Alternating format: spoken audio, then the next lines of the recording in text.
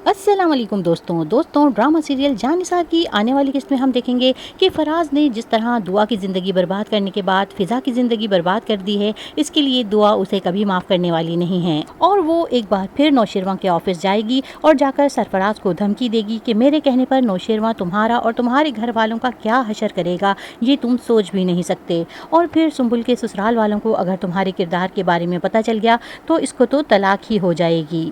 और अपनी बहन के ससुराल तक बात पहुंचने का सुनकर सरफराज थोड़ा सा डर जाएगा और सरफराज ये तो जान ही चुका है कि सरफराज अब दुआ का कुछ नहीं बिगाड़ सकता। लेकिन सरफराज एक बहुत ही मक्कार और अय्यार शख्स है, इसलिए अब उसके दिमाग में एक शैतानी मंसूबा बन चुका है और अब वो नौशेरवां को दुआ से बदगुमान करने की कोशिश करेगा। और इस मंसूबे पर अमल करने के लिए नौशेरवां के ऑफिस पहुंच जाएगा और उससे कहेगा कि मुझे आपसे दुआ के बारे में बात करनी है। गजनवी दुआ का नाम सुनकर चौंक जाएगा और उससे कहेगा कि तुमने क्या बात करनी है। सरफराज नौशेरवां को बताएगा कि आप सिर्फ ये बात जानते हैं कि दुआ मेरी साली है, लेकिन हकीकत कुछ और भी है। तो नौशेरवां सरफराज से कहेगा कि तुम क्या कहना चाहते हो, खुलकर कहो।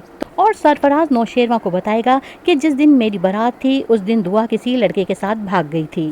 मगर सरफराज ये नहीं जानता कि नौशेरवां तो ये सब कुछ पहले ही जानता है और वो ये भी जानता है कि सरफराज और उसके घर वाले इस बात को लेकर फ़िज़ा के साथ अच्छा सलूक नहीं करते हैं।